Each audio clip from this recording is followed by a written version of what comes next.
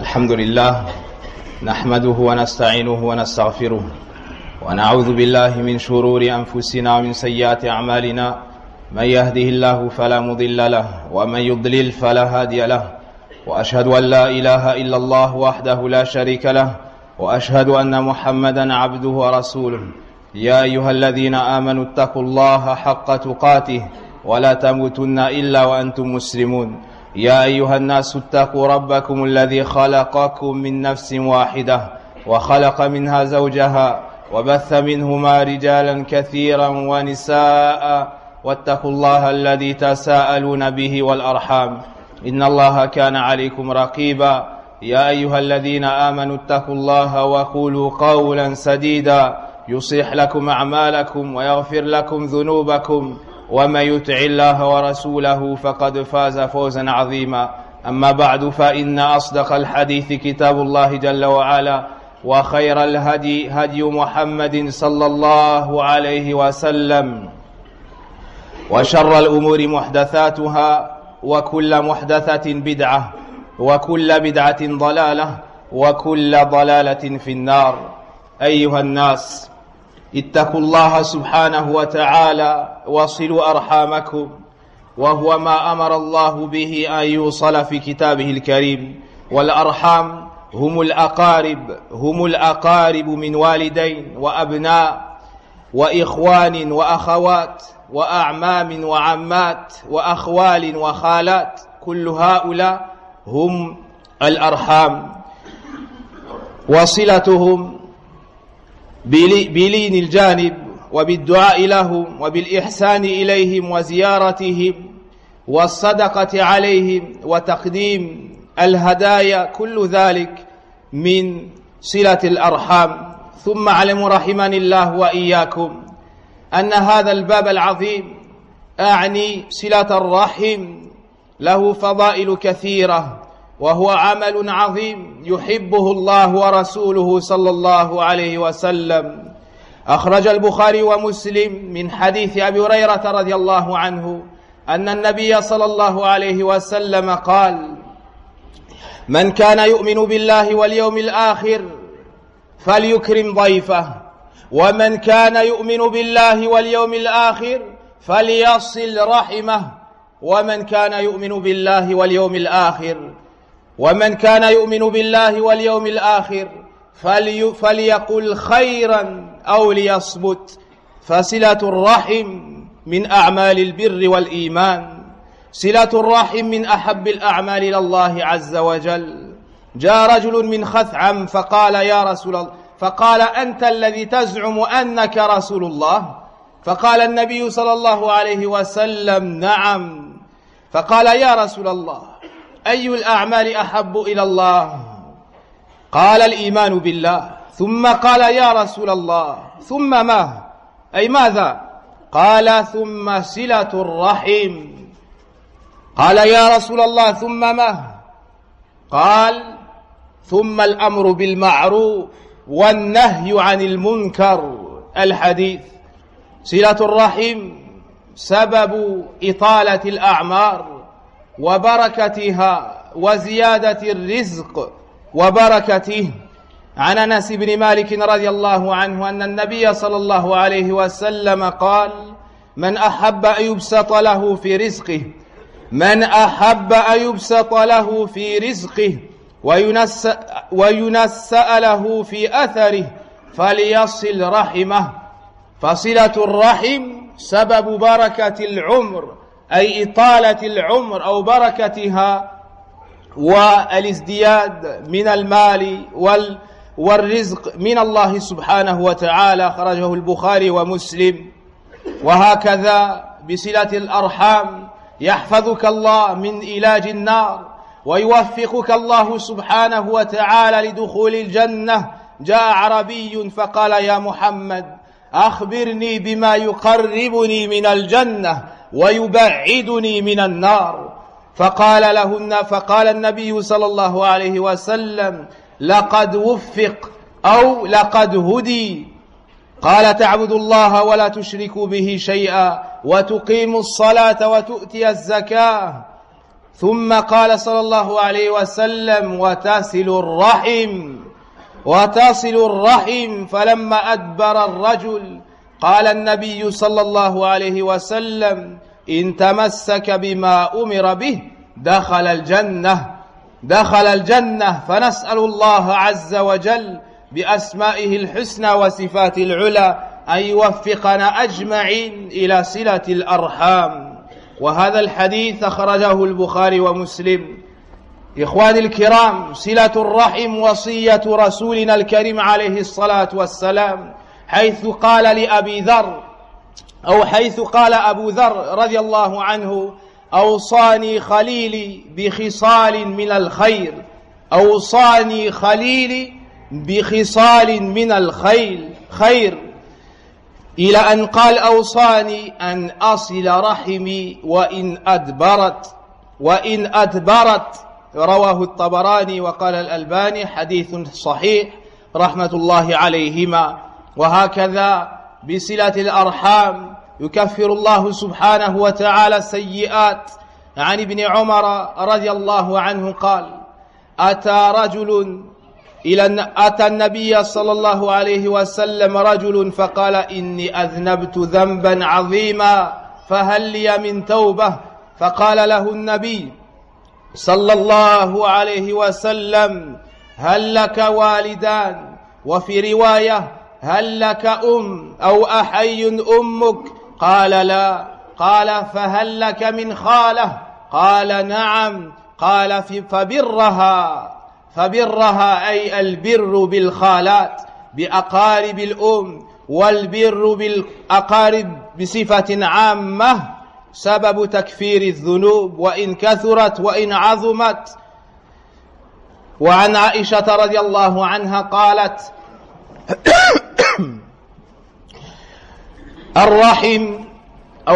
قال النبي صلى الله عليه وسلم: الرحم معلقة بالعرش أي بعرش الرحمن، تقول: من وصلني وصله الله، ومن قطعني قطعه الله. رواه البخاري ومسلم. ومن أراد الصدقة فليبدأ برحمه فهذا أعظم أجرا لقول النبي صلى الله عليه وسلم: أفضل الصدقة على ذي الرحم الكاشح هو الذي أبطن في سريرته عداوتك، ومع ذلك أنت تقدم له الصدقات والهدايا ابتغاء مرضات الله سبحانه وتعالى. أيها المسلمون، احذروا من قطيعة الرحم، فإنه ذنب عظيم وله عقاب أليم في الدنيا قبل الآخرة، فإنها سبب لنعنة الله. قطيعة الرحم سبب للعنة الله وعقابه، وهو العزيز الجبار. قال الله في كتابه الكريم: فهل عصيتم إن توليتم أن تفسدوا في الأرض وتقطعوا أرحامكم؟ ثم قال ربنا سبحانه وتعالى: أولئك الذين لعنهم الله فأصمهم وأعمى أبصارهم. وفي آية أخرى: أولئك لهم اللعنة ولهم سوء الدار. فنسأل الله سبحانه وتعالى أن يوفقنا إلى صلة الأرحام.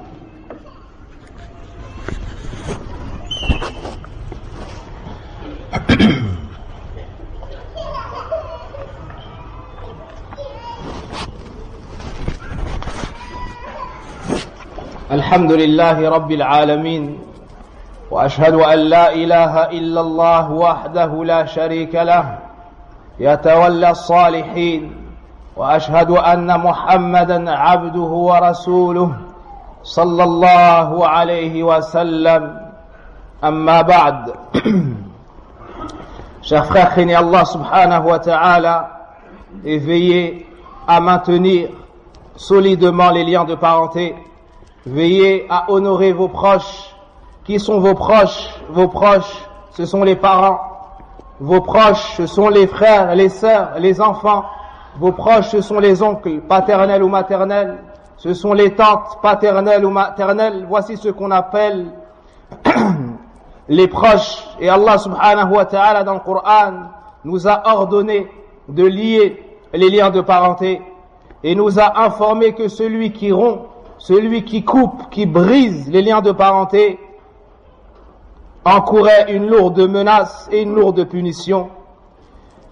Dans de très nombreux hadiths du prophète sallallahu alayhi wa sallam et dans plusieurs versets, on nous montre l'importance de ce sujet et la gravité de ne pas mettre en pratique cet ordre divin émanant d'Allah subhanahu wa ta'ala et cet ordre que nous a transmis le prophète sallallahu alayhi wa sallam. Il est tellement important que le prophète alayhi salatu wa sallam nous dit: celui qui croit en Allah et au jour dernier, qu'il lie les liens de parenté. Celui qui croit en Allah et au jour dernier, qu'il maintienne les liens de parenté. Et il nous cite cela, sallallahu alayhi wa sallam, entre le fait d'honorer l'invité et le fait de retenir sa langue, si ce n'est pour dire un bien. Donc ça nous montre que c'est une grande action par laquelle le serviteur se rapproche d'Allah. Et c'est un des points par lesquels s'extériorise la véracité de la foi de la personne. En maintenant les liens de parenté, tu auras mis en pratique une des actions qu'Allah aime le plus.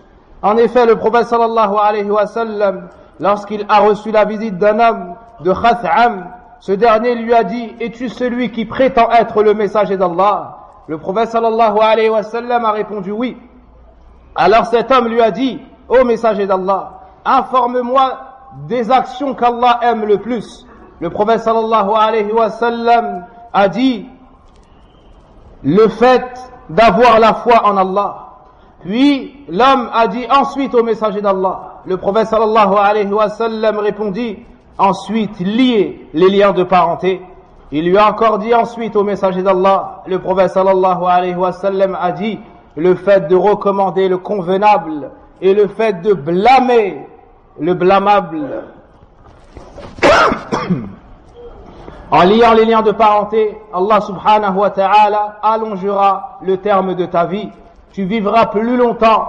Les savants expliquaient cela en disant que soit Allah azza wa jal va ajouter des années à ta vie, ajouter du temps dans ta vie, ou bien il va bénir ton âge. Ainsi, tu feras plus d'actions profitables. Ajoutez à cela que ça augmente la subsistance et les richesses de la personne. Le prophète sallallahu alayhi wa sallam nous dit: celui qui veut vivre plus longtemps, ou bien celui qui souhaiterait se voir allonger la vie et augmenter sa subsistance, qu'il lie les liens de parenté. À un point tel qu'il nous dit dans un autre hadith qu'Allah subhanahu wa ta'ala met la richesse dans une famille, même si elle n'est pas pieuse, à partir du moment où il lie les liens de parenté, à partir du moment où ils ont des bons liens de parenté et ils les maintiennent. En liant les liens de parenté, Allah azza wa jal te préservera de l'enfer et te fera entrer au paradis. Et on lui demande de nous joindre au nombre de ceux qui entreront au paradis avec nos familles. Un bédouin est venu voir le prophète sallallahu alayhi wa sallam et lui a dit: ô Muhammad, informe-moi d'une action qui fait entrer au paradis et qui éloigne, ou bien d'une action qui me rapprochera du paradis et qui m'éloignera de l'enfer. Le prophète sallallahu alayhi wa sallam a donc dit: il a reçu la réussite, c'est-à-dire que sa question est très pertinente, ou bien il a été guidé. Puis il lui a dit: tu adores Allah sans jamais rien lui associer, sans faire de shirk. Tu accomplis la prière, t'acquittes de la zakat et tu lis les liens de parenté. Lorsque cet homme est parti, le prophète sallallahu alayhi wa sallam a dit: s'il met en pratique ce qui lui a été commandé, assurément il entrera au paradis. Assurément il entrera au paradis. Le fait de lier les liens de parenté est donc une des plus grandes causes par lesquelles Allah azza wa jal fait entrer son serviteur au paradis. Ce point est tellement important, lier les liens de parenté, que le prophète sallallahu alayhi wa sallam en a fait une recommandation à son bien-aimé Abu Dharr radiallahu anhu. Ce dernier nous dit: mon bien-aimé m'a fait des recommandations et il m'a commandé des actions faisant partie du bien. Et parmi ce qu'il nous cite, et il m'a commandé de lier les liens de parenté. Il m'a commandé le fait de lier les liens de parenté, d'être bien envers mes proches parents, même si eux me tournent le dos, même si eux se comportent mal envers moi. Abdullah ibn Umar radiallahu anhu nous dit qu'un homme est venu voir le prophète sallallahu alayhi wa sallam et lui a dit: ô messager d'Allah, j'ai commis un péché qui est très grave, est-ce que je peux me repentir? Alors le prophète sallallahu alayhi wa sallam lui a dit: est-ce que tes parents sont vivants? Dans une autre version, est-ce que ta mère est vivante? Alors l'homme a répondu non, c'est-à-dire qu'ils sont décédés. Puis il lui a dit sallallahu alayhi wa sallam: est-ce que la sœur de ta mère est vivante? Est-ce que ta tante maternelle est vivante? Il a répondu oui. Alors le prophète sallallahu alayhi wa sallam lui a dit: sois bien envers elle, sois bienfaisant envers elle. Les savants ont tiré de ce hadith que le fait d'être bienfaisant envers ses parents et envers ses proches est une des plus grandes causes par lesquelles Allah Azza wa Jal efface les péchés du serviteur. Et dans ce hadith, le compagnon qui est venu a dit: inni asabtu dhanban aziman, j'ai commis un péché qui est très grave, j'ai commis un péché qui est très grave. Donc la bienfaisance envers les proches est très lourde auprès d'Allah tabaraka wa ta'ala en action. Et celui qui veut faire une aumône ou un cadeau, qu'il commence par ses proches, ceci sera plus grand pour lui en récompense. Car le prophète sallallahu alayhi wa sallam nous dit: la meilleure aumône est l'aumône que tu fais à tes proches. L'aumône que tu fais à tes proches, ceux qui en eux ne t'aiment pas ou bien cachent de l'inimitié à ton égard. Il nous dit: Ar-Rahim ou bien Dhir-Rahim al-Kashih. Les savants expliquaient ce terme al-Kashih en disant que c'est la personne qui cache en elle de la haine à ton égard. Donc elle se comporte mal envers toi, malgré ça toi tu lis les liens de parenté et tu lui fais des aumônes et tu es bien envers elle. Pourquoi tu fais cela? Tu fais cela en signe de soumission devant Allah. Tu fais cela à la recherche de l'agrément d'Allah. Tu fais cela car tu es sincère envers Allah tabaraka wa ta'ala. Donc le comportement de la personne en face ne t'empêche pas de te rapprocher d'Allah, car en faisant cela, tu ne cherches que la récompense auprès d'Allah tabaraka wa ta'ala. Et tout comme il nous faut maintenir les liens de parenté, être bienfaisants envers eux, il nous faut prendre garde quant au fait de les couper, car c'est un péché très grave chez Allah subhanahu wa ta'ala, et la punition est très douloureuse, à un point tel qu'Allah azza wa jal nous informe dans le Coran, dans plusieurs versets de son livre béni, que celui qui rompt les liens de parenté est maudit auprès d'Allah tabaraka wa ta'ala. Celui qui s'éloigne de ses parents, celui qui s'éloigne de ses proches, celui qui ne parle plus à ses proches, Allah dans le Coran nous montre que cette personne, Allah azza wa jalla l'a maudit. Wa nas'alullah al-afiyah. Dans Surah Muhammad sallallahu alayhi wa sallam, Allah nous dit, selon la traduction, après nous avoir montré ceux qui sèment le désordre sur la terre et ceux qui coupent les liens de parenté, il nous dit subhanahu wa ta'ala: Ulaika alladhina la'anahumullah. Voici ceux qu'Allah a maudits, fa'asammahum wa a'ma absarahum. Et il les a rendus sourds et il les a rendus aveugles. Donc comment est-ce que la personne pourrait ne pas craindre Allah azza wa jal devant ce péché? Comment est-ce que la personne pourrait couper les ponts avec ses proches après avoir su que si elle faisait cela, Allah azza wa jal allait la maudire? Quant à celui qui fait cela, comment est-ce qu'il peut rester dans son péché alors qu'il sait qu'il est maudit par Allah tabaraka wa ta'ala? Il doit se repentir immédiatement et aller trouver ce proche, s'excuser auprès de lui, même s'il n'est pas en tort, afin de consolider et de renouer ce qu'Allah azza wa jal lui a ordonné, le fait de lier les liens de parenté. وقد تكفل الله عز وجل للرحم بأن يقطع من قطعها. Et Allah azza wa jal a garanti aux liens de parenté de briser et de rompre le lien avec toute personne qui ne liera pas les liens avec ses proches, qu'il ne liera pas les liens avec ses proches à un point tel que le prophète sallallahu alayhi wa sallam nous dit: celui qui lie les liens de parenté, Allah liera les liens avec lui. Et celui qui les coupe, Allah les coupera. Allah les coupera. Et Allah n'a pas besoin de nous, ni de nos actions, mais nous, on ne peut se passer d'Allah, ne serait-ce que le temps d'un clin d'œil. les liens de parenté sont suspendus au arsh d'Allah subhanahu wa ta'ala, au trône, et elles disent, et les liens disent, et comme c'est venu dans le hadith, ils invoquent ou bien disent, oh Allah, ou plutôt celui qui lie les liens de parenté, Allah lie les liens avec lui.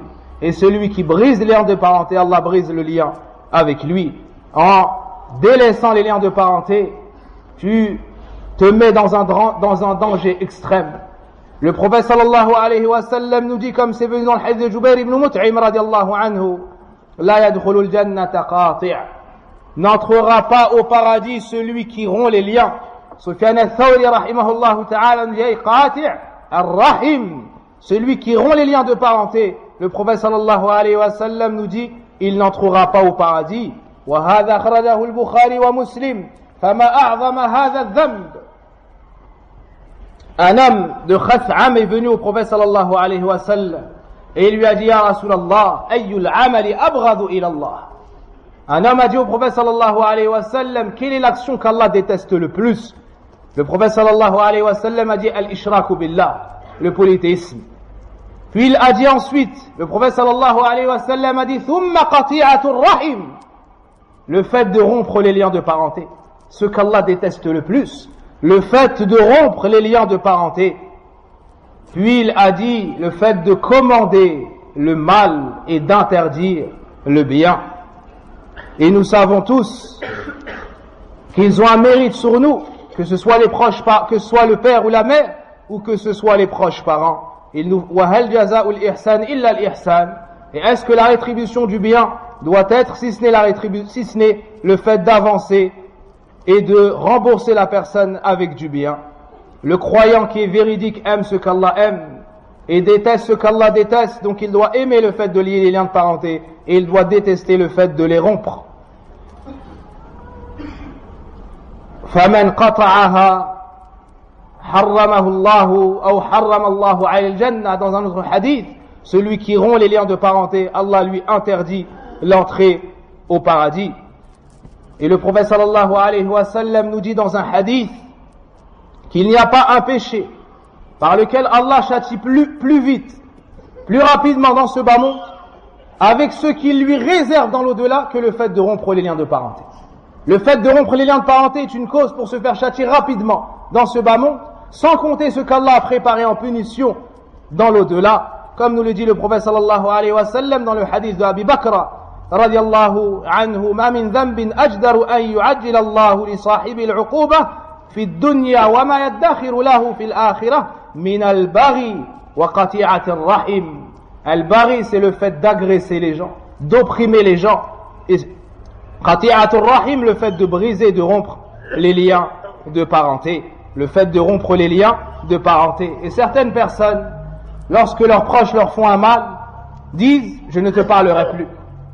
Naam, je ne te parlerai plus. Lorsque tu regardes les causes, ce sont des causes futiles. Ce sont des causes qui ont rapport avec l'argent, avec ce bas monde qui voit disparaître.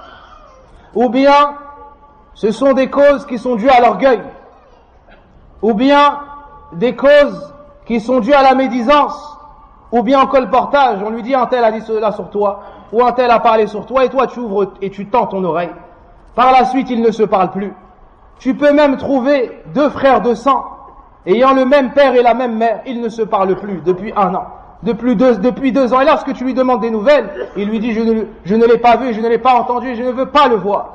Et lorsque tu lui demandes la cause, c'est à cause du partage d'une terre, lors du décès du père ou de la mère, c'est à cause d'une répartition de l'héritage, c'est à cause de dunya.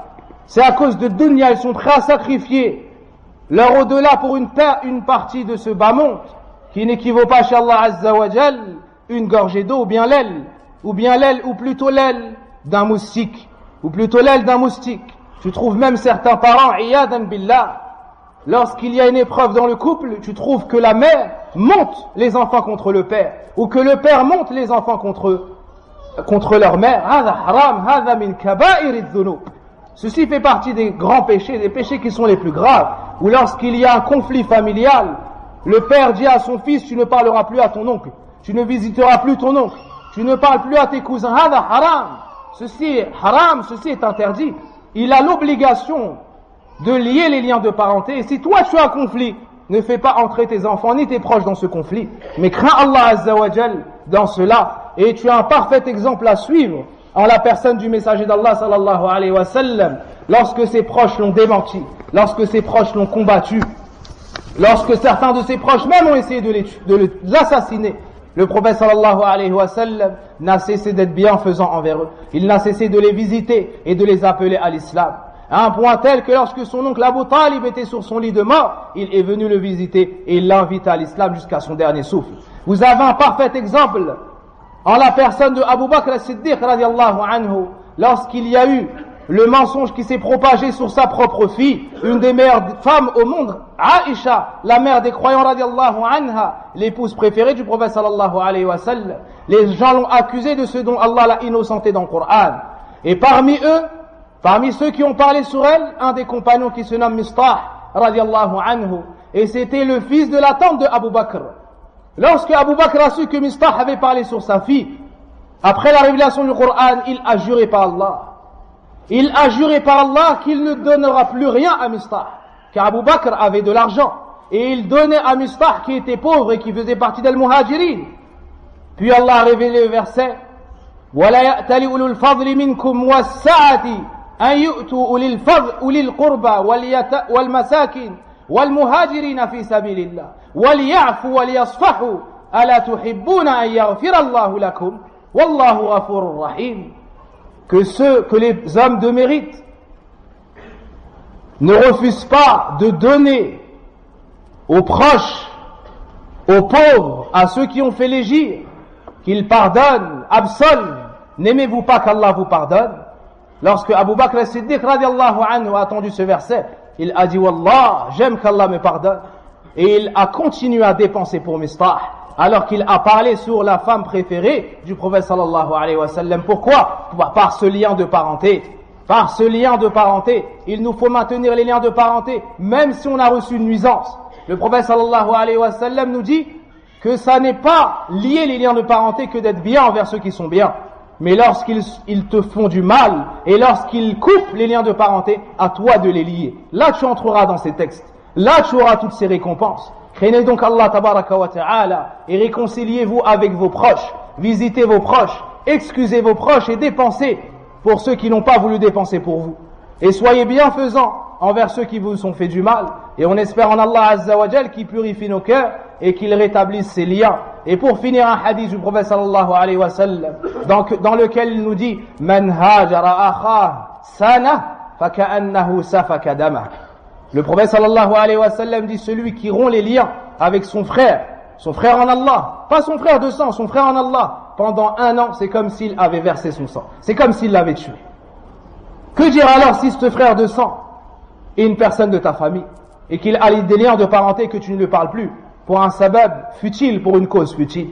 Craignez Allah tabaraka wa ta'ala et liez les liens de parenté. Wallahu a'lam wa sallillahumma wa barik ala nabina Muhammadin wa ala alihi wa sahbihi ajma'in.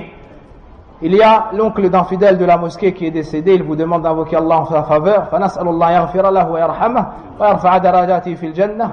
Bon nombre de personnes sont malades et vous demandent d'invoquer Allah Azza wa Jal en leur faveur, certaines mères, certains parents et proches. Fanas'alullah Azza wa Jal bi asma'il husna wa sifatihil ula an yamunna alayhim ajma'in bi shifa'il ajil. On demande à Allah Azza wa Jal de leur accorder un prompt rétablissement.